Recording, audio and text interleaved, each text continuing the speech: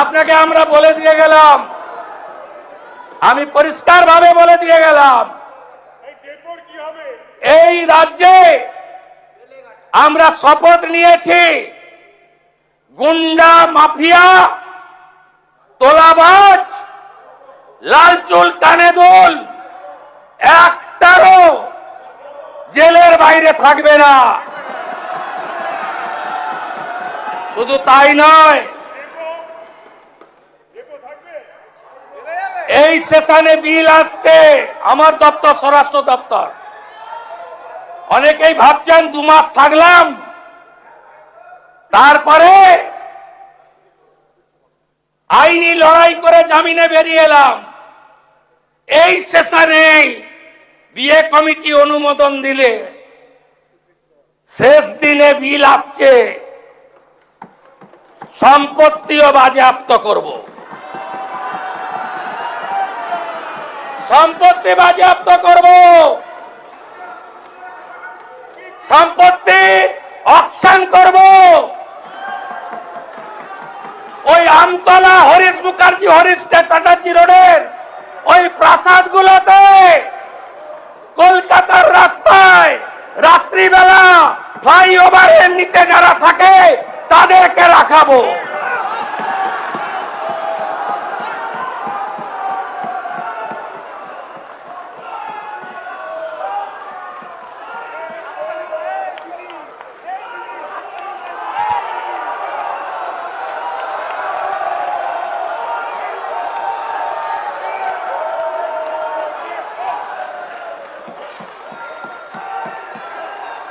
আপনার সরকার, আমাদের সরকার আরো 2টো কাজ করেছে।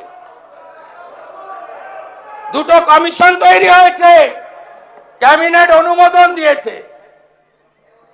একটা হলো যত মহিলাদের উপরে, বোনেদের উপরে, কন্যাদের উপর অত্যাচার হয়েছে, justice retired justice Samapti Chatterjee আর member secretary IPS Damayanti Sen খুঁজে খুঁজে বার করব। আরজি করের বিচার হবে। গোটা বাংলায় আমাদেরকে জিতিয়ে এনেছে। অভয়ের বিচার দিতে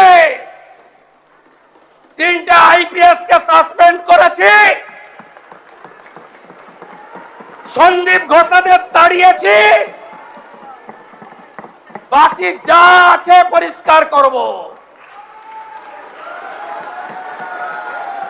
তামান্নার মা বিচার পাবে। রামপুর হাটে ওই 6 বছরের আদিবাসী কন্যা, তার পরিবার বিচার পাবে। ময়নাগুড়ির ওই রাজবংশী ফ্যামিলি, রাজগঞ্জের ওই রাজবংশী ফ্যামিলি, কালিয়াগঞ্জের মৃত্যুঞ্জয় বর্মন সহ আমাদের যে ছাত্রীকে ধর্ষণ খুন হয়েছে, বিচার আমরা দেব।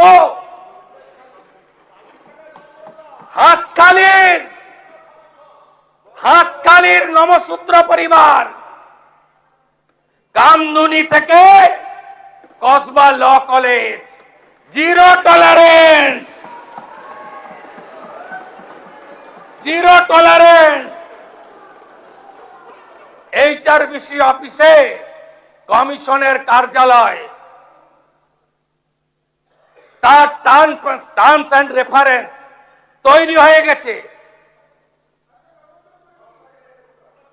একটাও করতে দেব না। প্রতি মহকুমায় মহিলা থানা, প্রতি থানায় হেল্প ডেস্ক, আর 112 প্রতি থানায় একটি করে গাড়ি। এখন পুলিশ পৌঁছায় ঘটনার 3 ঘন্টা পরে। ওটা ভারতের মধ্যে লাস্ট পশ্চিমবঙ্গ, আর উত্তরপ্রদেশ গুজরাটে পৌঁছায় 6 মিনিটে। দেখতে থাকুন, দেখতে থাকুন, দেখতে থাকুন কি করছি আমরা। লোকসভা অথবা বিধানসভায় কিছু কিছু ভাষণ ঐতিহাসিক হয়ে থাকে। সে যেমন আমাদের প্রাক্তন প্রধানমন্ত্রী অটল বিহারী বাজপেয়ীর ভাষণ, যেটা খুব সহজেই মনে পড়ল, তেমনি আজকে মাননীয় মুখ্যমন্ত্রী শুভেন্দু অধিকারীর এই ভাষণ এক ঐতিহাসিক ভাষণ। তার কারণ, ঘুরে দাঁড়ানো একটি সমাজ। কিভাবে ঘুরে দাঁড়ানো একটি সমাজ? যে সমাজের মানুষগুলো ঘুরে দাঁড়াবে বলছিল, ভাবছিল, কিন্তু কিভাবে ঘুরে দাঁড়াবে বা শেষ পর্যন্ত আদৌ সেই মানুষগুলো বেঁচে থাকবে কিনা এই সংশয় নিয়ে সেই লড়াই লড়ে ভোটে ইভিএমে রদবদল ঘটিয়ে দিল এক জমানার। এবং সেই ঘুরে দাঁড়ানো সমাজ, যে সমাজ মুখের অন্ন খেতে খেতে তার চোখ থেকে টপ টপ করে জল ঝরে পড়ত ওই তার ভাতের থালার মধ্যে, বালিশ ভিজে যেত কান্নায়, প্রতিকার আর হবে বলে তার মনের থেকে সেই ধারণাটাই চলে গেছিল এবং ভেবেছিল যে অন্যায়টাই এই সমাজের বোধহয় নিয়ম। এবং এমন এক স্বৈরাচারী শাসক এবং তার আইন ব্যবস্থা, প্রশাসন ব্যবস্থার মধ্যে তারা যুদ্ধে, যা থেকে মৃত্যু বোধহয় আর কোনো পরিত্রাণ তাদের হবে না। সেই ঘুরে দাঁড়ানো সমাজ। কিন্তু একটুও বাড়িয়ে বলছি না। যে সমস্ত সুধী দর্শকবৃন্দ আপনারা ভাববেন যে বড্ড বোধহয় একটু বাড়াবাড়ি হয়ে যাচ্ছে, তাদের অনুরোধ করব, চারপাশে তাকিয়ে দেখুন। হয়তো আপনার জীবনে কিছু হয়নি, আপনি হয়তো বাদ পড়ে গেছেন সেই অত্যাচারের মুখ থেকে, সেই সর্বগ্রাসী গ্রাসের মুখ থেকে, কিন্তু চারপাশটায় তাকিয়ে দেখুন, ইতিহাসে বিরল দৃষ্টান্ত তৈরি হচ্ছে। আমাদের এই পশ্চিমবঙ্গে তো বিরল বটেই। গ্রেট ক্যালকাটা কিলিং এই পশ্চিমবঙ্গের মাটিতে যেমন একটি বিরলতম ঐতিহাসিক ঘটনা, যা কেউ কোনোদিন মুছে ফেলতে পারবে না। ঠিক তেমনি এত জমানা গেছে, পাল্টেছে, সবকিছু হয়েছে, সমস্ত কিছুর পরে সর্বগ্রাসী এই অত্যাচার ওই জমানার, ফেলে আসা জমানাটির, তা ইতিহাসের যত রকমের জমানা আছে তার সঙ্গে তুলনার জায়গায় এসে যাচ্ছে। যেখানে যেখানে অত্যাচার সমস্ত রকমের সীমা ছাড়িয়ে চলে গেছিল, লুণ্ঠন সমস্ত ধরনের সীমা ছাড়িয়ে চলে গেছিল। শুধু দর্শকবৃন্দ, মুখে এক গাল হাসি, সুচতুর বক্তব্য এবং অসীম ক্ষমতা, এইটাকে ভেবে নিয়ে যারা এই সমস্ত কাজকর্মগুলো করেছিলেন এতদিন ধরে এবং ভেবে নিয়েছিলেন তাদের আর কোন রকম কেউ, কোন শক্তি পৃথিবীর কেউ কিচ্ছু করতে পারবে না, ধুস, কিচ্ছু করতে পারবে না। এই ভাষণ, এই মাননীয় মুখ্যমন্ত্রী শুভেন্দু অধিকারীর এই ভাষণ তাদের জন্যে, এবং তাদের জন্যেও যারা তাদেরকে সহায়তা করেছিলেন। আর একটা খুব নতুন বলবো না, একটা মানে নিয়ম চালু হয়ে গেছিল যে কি, যা খুশি তাই করলে করা যাবে এবং ওই পুলিশ প্রশাসন হালকা হালকা মামলা মোকদ্দমা এই সমস্ত দেবে, শেষ পর্যন্ত আইনি পদ্ধতিতে জামিন নিয়ে এসে আবার একই রকম অত্যাচার তারা করবে। আজকে এই ভাষণ তাদের জন্যে, এই ভাষণ তাদের জন্য সতর্ক বার্তা না, অশনি সংকেত। এখনো যারা যারা এই সমস্ত চতুর্দিকে দেখছেন, মাননীয় মুখ্যমন্ত্রী যে সমস্ত নামগুলো করলেন, পুষ্পা, শাহজাহান, এ সমস্ত তো আছেই, অত্যাচারের সীমা ছাড়িয়ে গেছে, যাদের লুণ্ঠনের সীমাটাও ছাড়িয়ে গেছে। আজকে সকাল থেকে দেখতে পাচ্ছেন, আজকে কেন, কতদিন আগের থেকে দেখছেন খাটের তলা থেকে টাকা বেরোচ্ছে, বাগান থেকে, পাট বাগান থেকে টাকা থলি বেরোচ্ছে, পুকুর থেকে অস্ত্র বেরোচ্ছে, কুয়ো থেকে অস্ত্র বেরোচ্ছে, অত্যাধুনিক অস্ত্র, এবং তার সাথে বেরোচ্ছে ওই গুপ্তধনের মতো সোনা রূপো অঢেল অঢেল অঢেল। ভাবুন তাদের নামগুলো কি কি। সব্যসাচী দত্ত, ওদিকে পুষ্পা, ওদিকে জাহাঙ্গীর, ওদিকে সোনা বাপ্পু, শান্তনু সিনহা বিশ্বাস। শেষ হবে না, এগুলো তো বড় বড় গুলো বললাম। এর আবার তার পরের লেয়ার আছে। এ বলে আমায় দেখ, ও বলে আমায় দেখ।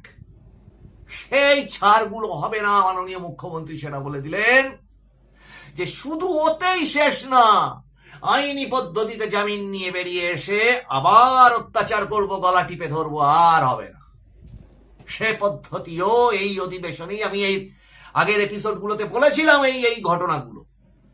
আমরা তথ্যসূত্রকে ক্রস চেক করে, তথ্যসূত্রকে কনফার্ম করবার পরে, তারপরেও বলি সূত্র মারফত, তার কারণ কিছুটা অনিশ্চয়তা তো অবশ্যই থাকে, তারপর সেই তথ্য আপনাদের সামনে পরিবেশন করি এবং দেখতে পান, শুধু আজকে না, যারা মানুষের ভাষার পুরনো দর্শক তারা দেখতে পান একের পর এক এপিসোডে যে সেগুলো ঠিক কিভাবে কিভাবে মিলে যায়।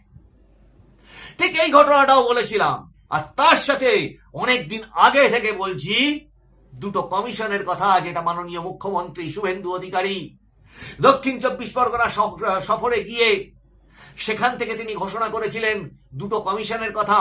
নবান্নের মুখ্যমন্ত্রী দপ্তর থেকে তিনি ঘোষণা করেছিলেন যে একটি কমিশন, যেটি মাননীয় বিচারপতি বিশ্বজিৎ বসুর নেতৃত্বে, এবং আরেকটি কমিশন মহিলাদের ওপর যত রকম নির্যাতন হয়েছে, মাননীয় বিচারপতি সমাপ্তি মুখার্জি তার নেতৃত্বে, এবং তার সাথে থাকছেন সেই পার্কস্ট্রিট কাণ্ডে যিনি বিভিন্ন রকম ভাবে ওই সরকারের থেকে একরকম বলা যায় অপমানিত হয়েছিলেন, লাঞ্ছিত হয়েছিলেন, সেই সকলের শ্রদ্ধেয়া আইপিএস এবং পদস্থ পুলিশ কর্তা দময়ন্তী সেন।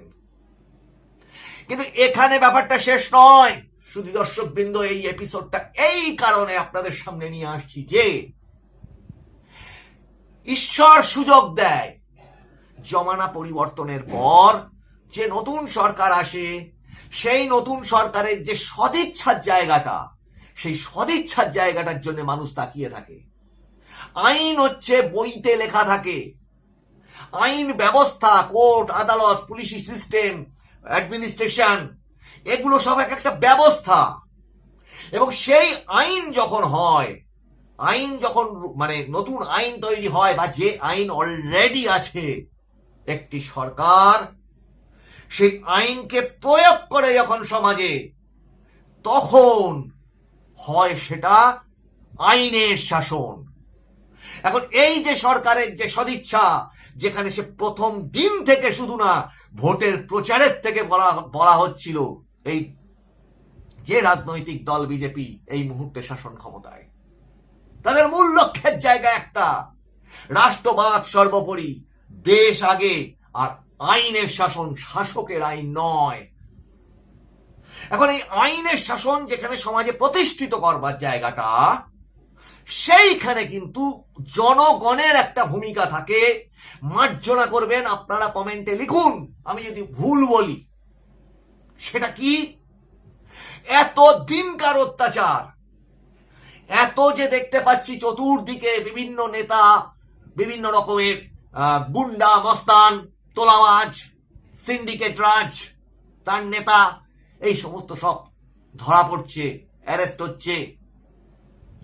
তাদের যে সমস্ত জিনিস দিয়ে সংবর্ধনা জানাচ্ছে এই পশ্চিমবঙ্গের মানুষ, অত্যাচারিত মানুষ, সেই ডিমের কুসুম, সেই ডিমের কুসুমে ছোঁড়া সেই মানুষগুলোকেও বলছি, এবং যে সমস্ত মানুষজন টিভির পর্দায়, ফোনে, এই ভিডিও, ফেসবুকে এইগুলো দেখছেন, দেখে মনের মধ্যে প্রশান্তি পাচ্ছেন যে ইয়েস, কিছু একটা হচ্ছে অন্তত যা আমরা কল্পনা করতে পারিনি, যে হ্যাঁ একটা রকম কোন অ্যারেস্ট হলে, চোর ছেচোর মস্তান গুন্ডা একটা অ্যারেস্ট হলে খবরের কাগজে এত বড় হেডলাইন হতো, সারাদিন টিভিতে সেই খবরটা চলতো, সন্ধ্যাবেলা সেই নিয়ে আলোচনা সভা বসে যেত। একটা মাত্র অ্যারেস্ট হলে, একটা মাত্র, মানে কি মানুষ ভাবতো যে ইয়েস একটা প্রতিকার হচ্ছে, কিন্তু সেই বিষয়টাই উড়ে গেছিল। আর এখন চতুর্দিকে, যেখানে মাননীয় মুখ্যমন্ত্রী শুভেন্দু অধিকারী বলেছেন যে পুলিশ স্বাধীন হয়েছে,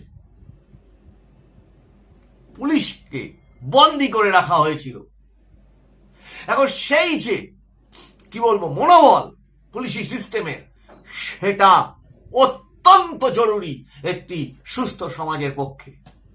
সেই সমস্ত পুলিশি কর্তাদের অবশ্যই শ্রদ্ধা জানাতে হবে যাদের দক্ষতা প্রশ্নাতীত, কিন্তু তাদের কাজ করতে দেওয়া হতো না। এখন এখানে জনগণের ভূমিকাটা কোন জায়গাটায়? মাতৃভূমি, এই মাতৃভূমিকে এরা লুট করেছে।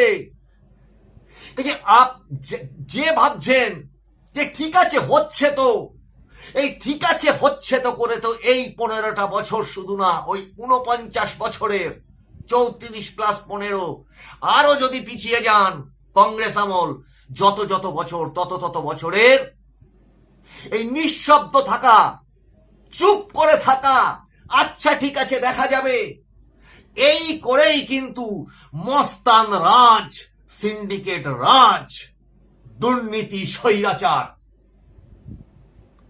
প্রায় মৃত্যু হিসেবে আমাদের সকলের সামনে এসে দাঁড়িয়েছিল, এই চুপ করে থাকার জন্য। কিন্তু কাজেই এই যে এত প্রচেষ্টাই সরকার করছে আইনের শাসন প্রতিষ্ঠা করবার জন্য, শুধুমাত্র ওই ক্ষোভ প্রকাশ করলে হবে না, যার যার সঙ্গে যে যে ঘটনা ঘটেছে সেই ঘটনা প্রশাসনের কাছে তুলে দিন।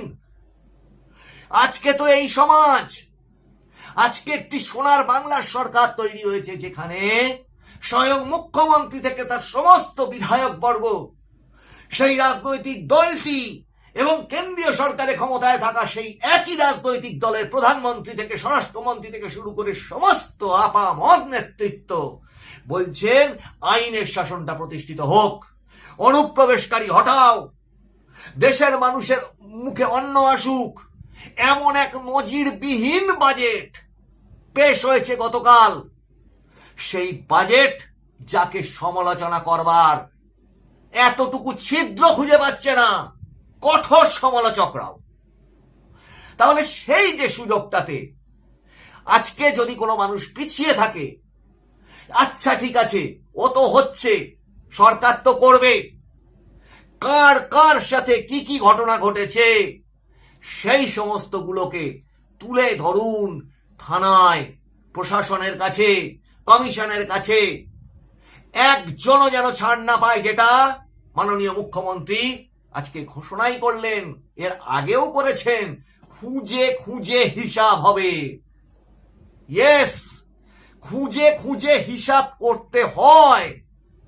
তার কারণ আপনি গোটা ঘরটাকে পরিষ্কার করবার পর যদি সেই ঘরটাতে একটি বিষাক্ত কীট কোনো একটি কোণার মধ্যে লুকিয়ে থাকে, তাহলে আপনার জীবনযাত্রাতে সে যখন আপনার পায়ে গিয়ে দংশন করবে, তখন সেটা হবে খুব বড় জীবন সংকটকারী। কাজেই পরিষ্কারটা, ওই পরিচ্ছন্নতাটা এই সমাজের ক্ষেত্রেও জরুরি। শুধু দর্শকবৃন্দ ভাববেন না বড় বড় জ্ঞান দিচ্ছি, চতুর্দিকের যা পরিস্থিতি সেটা এবং সমাজ যেভাবে পাল্টাচ্ছে সেটা আপনারাও উপলব্ধি করছেন, যে এরকম দৃশ্য দেখেননি নিশ্চয়ই স্বাধীনতার পর। তাহলে এইটুকু অন্তত পরিষ্কার যে সরকারের যে রেকটিফিকেশনের, সমাজের পরিবর্তনের, সামাজিক পরিবর্তনের, সামাজিক শুদ্ধিকরণের যে সদিচ্ছা, সে জায়গাটাতে কোনো অভাব নেই। তাহলে সেটা যদি না থাকে, তাহলে সমগ্র মানুষকে, অত্যাচারিত মানুষকে, যারা গুমড়ে গুমড়ে কেঁদেছেন এতদিন, তাদেরকে সেই বক্তব্য নথি হিসেবে প্রশাসনের কাছে তুলে দিতে হবে। তবেই জব্দ হবে এরা, তবেই আইন সুযোগ পাবে এই সমস্ত এদেরকে শাস্তি দেওয়া, শাস্তির আইন মাফিক শাস্তি প্রদান করা, ব্যবস্থা করতে। আমি ব্যক্তিগতভাবে নিজে মনে করি নিজের প্রাপ্তির জায়গা বলতে কিচ্ছু না। নিজের প্রাপ্তির থেকে বড় বিষয় হচ্ছে নিজের জন্মভূমিকে রক্ষা করা, নিজের মাতৃভূমিকে শৃঙ্খল মুক্ত করা।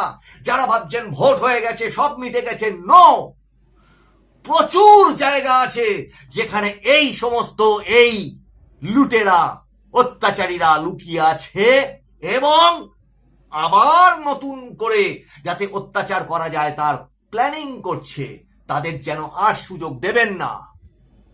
আর সেই সুযোগ দিলে পরবর্তীতে নিজের কাছে আফসোস হবে, তার কারণ ইতিহাস সব মনে রাখে। আর ঐতিহাসিক যে পট পরিবর্তনগুলো ঘটে তখন যে সমস্ত মানুষ সেখান থেকে পিছিয়ে থাকে, ইতিহাস কিন্তু তাদেরকেও ক্ষমা করে না। কাজে অন্যায়ের প্রতিবাদ করাটা যখন কঠিন ছিল, মুখ যখন বন্ধ ছিল, প্রশাসন যখন সেই অভিযোগ নিত না, সেই একটা পরিস্থিতি ছিল। কিন্তু যখন সেই দরজা খুলে গেছে তখন বসে থাকাটা বোধহয় নির্বুদ্ধিতার কাজ। না হলে প্রশাসনই বা সেই শুদ্ধিকরণ সম্পূর্ণ করবে কিভাবে? শুধু দর্শকবৃন্দ, এই রকম ঐতিহাসিক ভাষণ আমি অন্তত ব্যক্তিগতভাবে খুব কমই শুনেছি এবং আমার পুরো জীবনটাকে উৎসর্গ করেছি এই মাতৃভূমির জন্য, নিজের চাওয়া পাওয়ার এক ছিটে কোনো কিচ্ছুর জন্য নয়। যেটুকু জীবন আর বাঁচবো সেটা এই মাতৃভূমির জন্যেই বাঁচব। শুধু দর্শকবৃন্দ, আপনারা যদি এই এপিসোডগুলো ভালো লাগে, মাতৃভূমির স্বার্থে, ধর্ম স্থাপনের স্বার্থে, অধর্ম নাশের স্বার্থে, সনাতন ঐতিহ্যকে পুনরুদ্ধারের স্বার্থে, নবজাগরণের স্বার্থে আপনারা চ্যানেলটিকে একটু সাবস্ক্রাইব করুন, লাইক করুন, শেয়ার করুন, মতামত লিখুন। আপনার মতামত সেটা এই পক্ষেও হতে পারে, বিপক্ষেও হতে পারে, দিয়ে আপনারা একটু শেয়ার করুন যাতে আপনার মতামত আরো বহু মানুষ দেখতে পায়, জানতে পারে। আপনারা নোটিফিকেশনটাকে অন রাখবেন যাতে প্রত্যেক এপিসোডের নোটিফিকেশন আপনাদের ফোনে পৌঁছয়।